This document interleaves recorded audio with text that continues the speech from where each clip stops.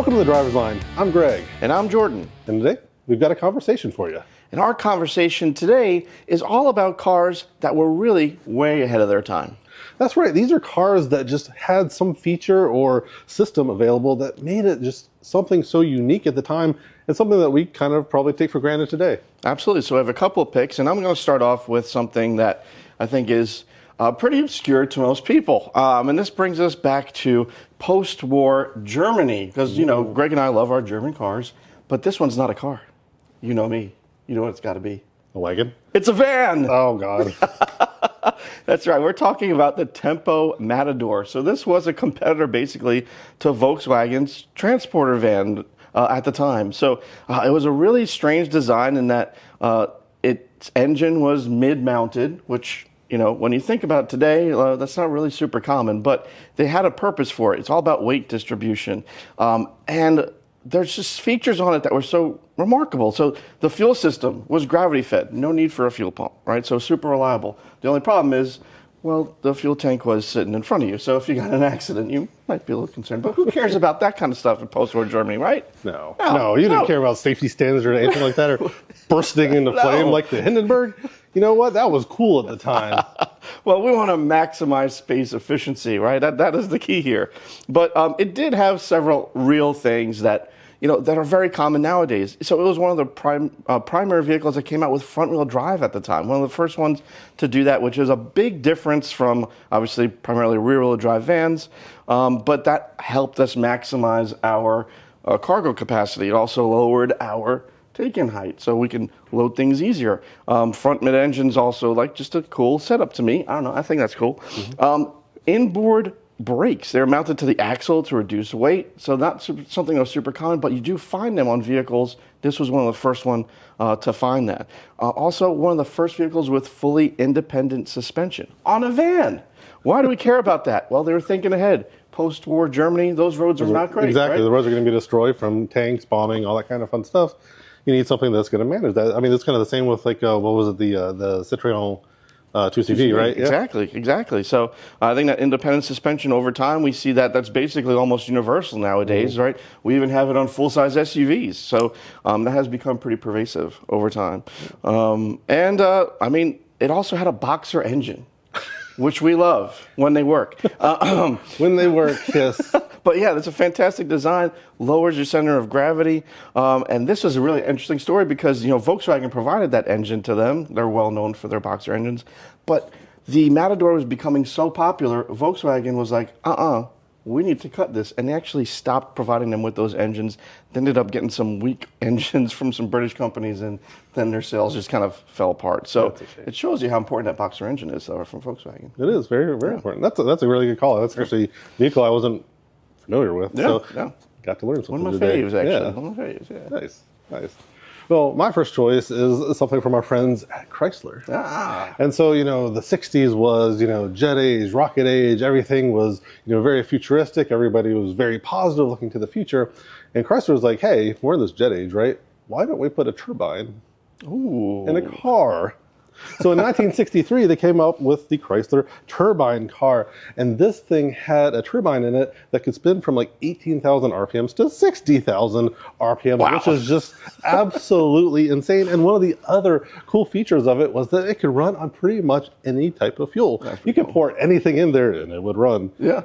I mean, emissions weren't great. And that's part of the reason it died, even though people really didn't care about that in the 60s. So that has to give you some idea of how bad those emissions were if they cared about it in the 60s. One thing people did care about in the 60s was performance. And this thing had none of it. So you think putting a turbine in a car means it's going to be fast. It was not fast. It only had about 130 horsepower, which is not great.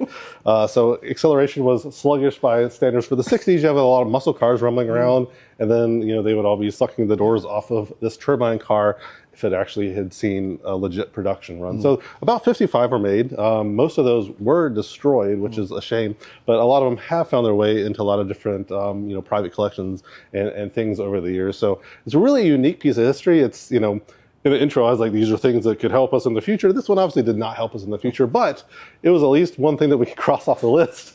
before saying this is not a good idea. We are not going to pursue turbine cars, despite how cool it looked. The body was actually designed by, I think it was Gia, and it was just, had a lot of the turbine features and looked like jet engine, propulsion, all that kind of cool stuff. And, one of the fun facts about it, though, was to prove that it could run on any fuel, the president of Mexico at the time ran it on tequila. Nice.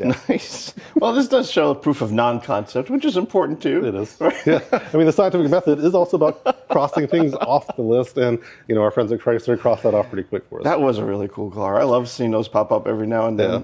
Oh, they're so fantastic. And to listen to them, too, is really cool. I know, it's very Sounds unique. so different. Yeah, absolutely. All right, so my next one, I'm sticking with the van lineage, guys. I have to do it. But this isn't a cargo van, actually. No vans on my list. This is not a cargo van. My next one's a Porsche. Go ahead. Anyway, I'm going way back to the 30s now, okay? When we're talking about cars that were ahead of their time, this was really it. This wasn't a great seller, I will tell you that much, because the styling of this van was so out of this world. I'm talking, of course, about the Stout Scarab.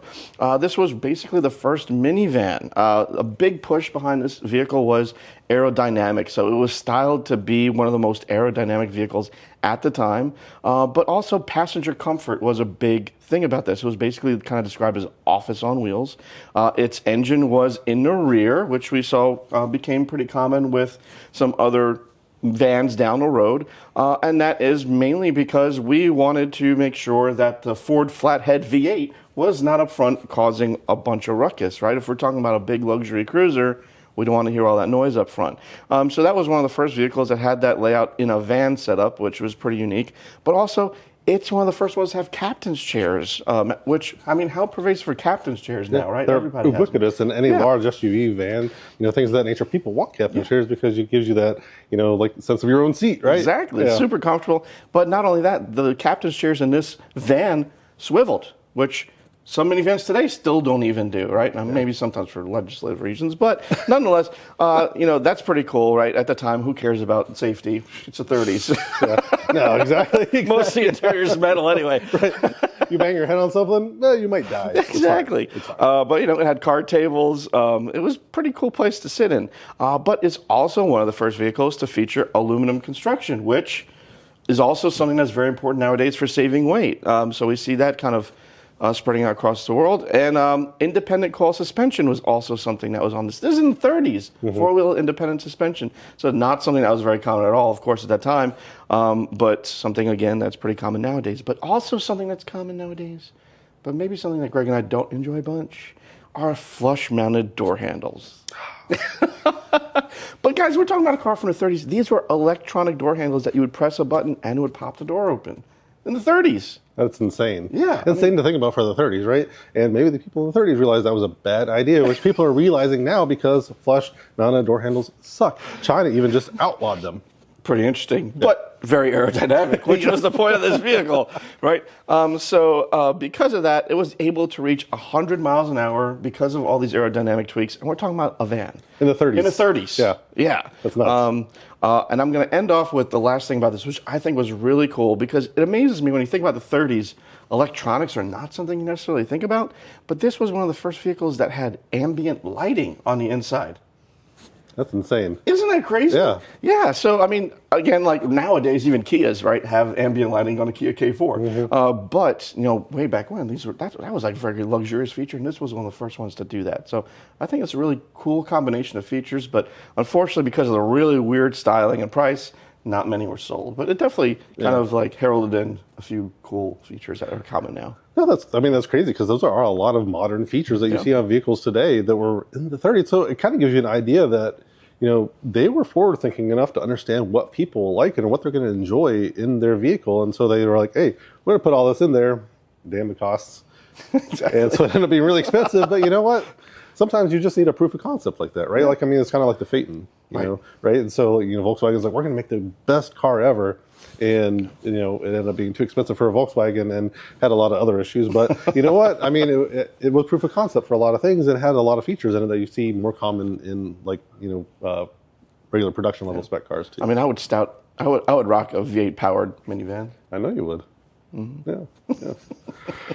Well, let's at least get off the van. Yeah, that's fair. That's my Right last here. van. That's my last van, guys. And talk about a Porsche. Okay. We love Porsches. And so, back in the 80s, Group B rallying was huge, right? And so, part of what you had to do to qualify for Group B rallying is actually you had to make a production run of vehicles, right? And so, Porsche participated in this and came up with what is essentially the first supercar as a result of it, because they had to make a production spec version of their Group B rally car, and that became the Porsche 959, one of the greatest vehicles ever made. But you think about it in that scope, and you're like, oh, I kind of understand that, right? It's one of the greatest vehicles ever made, and then you don't think about it anymore.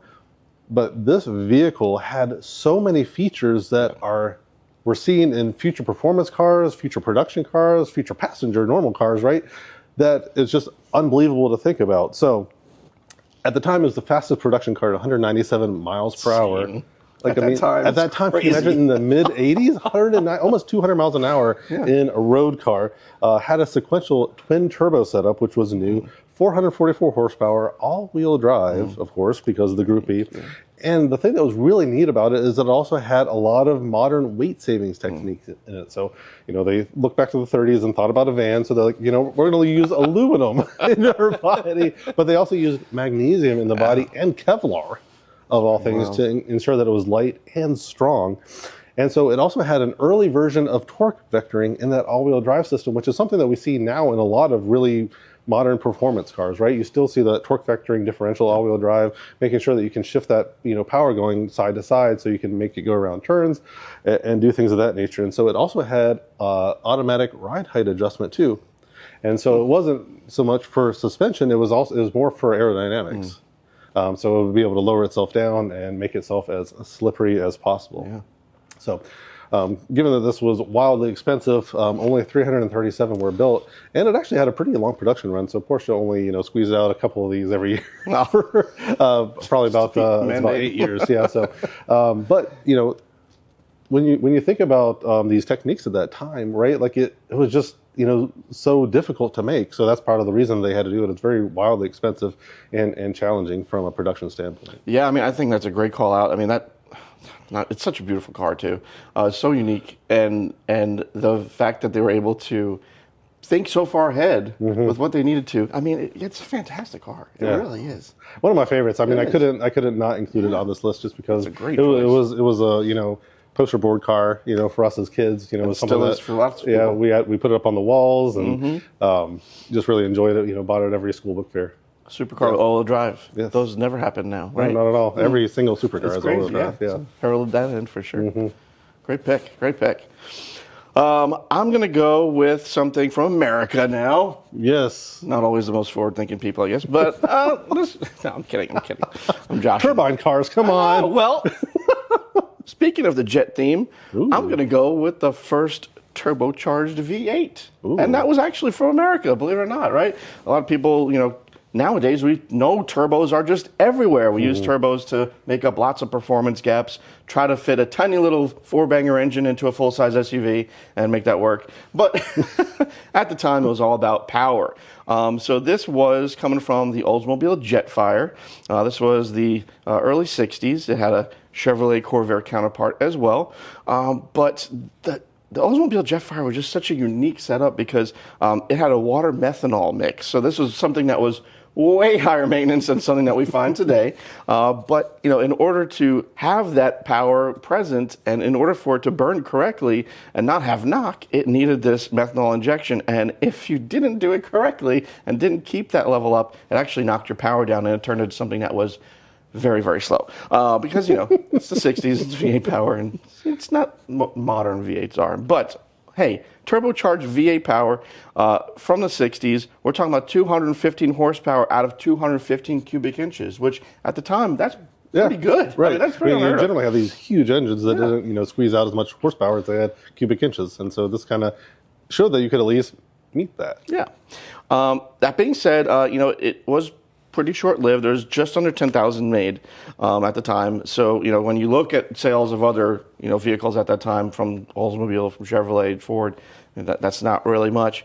And unfortunately, because of the complexity of the system, there was actually like a retro kit retro reversal kit or whatever that would actually remove the turbo kits out of them, because a lot of people just didn't want to deal with, the problem of having to refill that methanol, which I get that totally. Yeah. So they actually made them slower. Let's like remove our innovation because we don't like it. But it's like all the people with the BMWs that have the SMGs in it, and they're like, I'm going to convert this back to a manual. Well, it's funny you bring up BMW, because the M4 GTS actually had a similar system. I mean, obviously much more sophisticated. Very similar. But same concept, right? It was using that to change the intake charge. So I think it was, while it was way ahead of its time, obviously it did show us that turbocharging was going to become something that was going to be popular, as long as maintenance was actually kept in check. So yeah, and so I mean, it's really cool to come up with the idea, right? And so they're like, hey, we got this idea. Unfortunately, maintenance is a bear. And so once they had the concept of the idea actually worked, they're like, hey, you know what? Let's go ahead and start working on how to make this easier. Right. Let's make it so people don't want to remove the system from the car that we put it in. Yep. Yeah. So I mean, that's GM, right? Pioneering things and then getting rid of them once they fix it. So yeah, it's fine. It's fine. It never happens. That's a good call out. No, I like that one. All right. So my last one is from the 40s. And 40s, of course, were another time of innovation. This is post-war, right? And so you have a lot of opportunities for new people to kind of come out of the woodwork.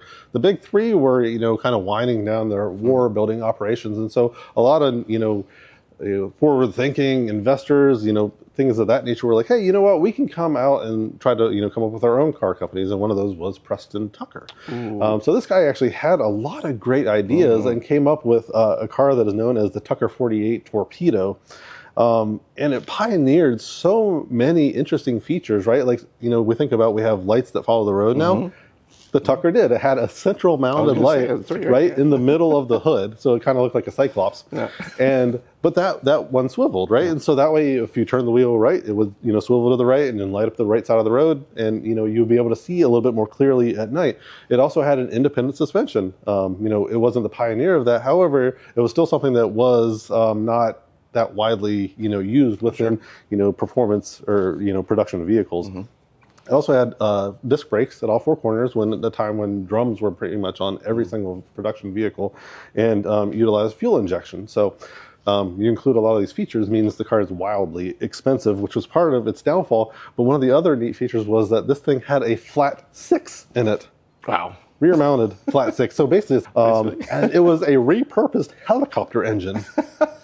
They salvaged these out of helicopters, upfitted them, and then put them in the back of a Tucker. So 168 horsepower, which was decent at the time, propelled this thing in its funky shape all the way up to about 120 miles an hour, which was pretty good for the time, for a large American vehicle with a lot of these cool features. Sure.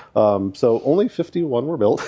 This is kind of like a theme for my cars here, that only a few of them were built. They were popular. Yeah, we didn't say they were popular. They were forward thinking, and Tucker was eventually sued by the SEC for fraud. But you know what? He actually did deliver some cars, so they ended up having to drop that. But unfortunately, given the challenges with production and getting his name dragged through the press for fraud by getting sued by the SEC, Tucker folded pretty rapidly afterwards. But it doesn't mean that his car was bad. It was a really cool idea. It had a lot of features that you see on modern cars today, all included in one package. Yeah, I mean, Tucker was so ahead of his time with his designs across the board, and the Torpedo was truly definitely the pinnacle of that. Yeah. I do think the third headlight is so unique. It is so unique, and I mean, come on, what a great idea! Yeah. And then obviously you don't have the electronics that we do today to kind of angle the light. So he just said, we're just going to put it to the steering, and then so then they calibrated it to make sense with how the steering is pointed, so that way the light actually works and functions, illuminating the road for you. It's a great call. It's a company that really forced the major domestic automakers to actually try to be innovative and compete. It's kind of almost like Tesla when they first came out, right? Try to force people to, kind of do that kind of thing. I like it. All right. Well, my last car comes from Britain. Oh, it's one of my favorites, actually, I have to say, because this was our first production car with all-wheel drive. That was performance-oriented, and this is from a company that not many know about, Jensen. Nice. Yes. Now we know about the Jensen Interceptor if you're, if you're a fan of Top Gear, but it had a big brother, the FF, which was Actually, about 5 to 6 inches, I think it was longer, because it had to fit this super extravagant all-wheel drive system. So, this is in the days actually before Audi Quattro, which made this very famous during its rally days. But the whole purpose of the FF was to make sure you had a car that was comfortable, but also safe in rainy weather in Britain, because of course it rains all the time. So Jensen was very, very focused on safety. So he actually also put ABS on this vehicle way before ABS was a thing, and adopted it from airlines, from airline wheels. Like as they would land, they had to make sure that there was ABS on there so the tires wouldn't blow apart. So they actually adapted that to vehicles, and it's a good thing because this thing was heavy, pretty heavy. But it had traction control, it had ABS. I mean, it had a bunch of safety equipment on there in addition to that all-wheel drive system. But the all-wheel drive system wasn't just like a straight-up boring one. It was actually rear biased. So they knew that, hey, we needed to make a GT that was fun, but it was also safe. So you see a lot of that in modern day luxury touring cars, right? BMW, Audi, I mean, you name it, they all have all-wheel drive versions of their vehicles, not just for safety, but also for performance. A lot of like these top-of-the-line M cars now, right, they're all-wheel drive. So they saw that coming with Jensen. And I think it was also really cool that they not only had performance in mind, but also safety, which was way ahead of their time. When you're talking about things like ABS systems that have vacuum actuated lines, which is just like so unique and so mechanical, which is just so nice to think about as a car guy, right? Right, yeah. You don't have to worry about circuitry. I mean, you have to worry about vacuum lines, but it's just, you love hearing that kind of stuff, tinkering away. You don't really want to hear about circuitry in a British car. So that's very fair. That's very fair. But I think it's just like a unique looking car, very expensive, but it had pioneered a lot of safety equipment that you see is really common today. I don't think I want to be like a British Volvo. It almost seems like, right? We're going to focus on ABS. We're going to focus on all-wheel drive for safety. So that's really unique. I wasn't that familiar with the FF, so that's really, really cool. Obviously, everybody focuses on the Interceptor, but it's kind of nice to think that Jensen was also really working hard to innovate instead of just shoving a big Chrysler V8 in Interceptor and calling it good. Exactly. So we hope you enjoyed these random cars that were way ahead of their time. Yeah. Let us know what you think in the comments. We'd be interested to see which ones you think were a little bit ahead of their time. Exactly. Thanks for watching. We'll see you next time. Thanks for joining us on The Driver's Line. If you enjoyed this content, please like and subscribe to make sure you don't miss a thing.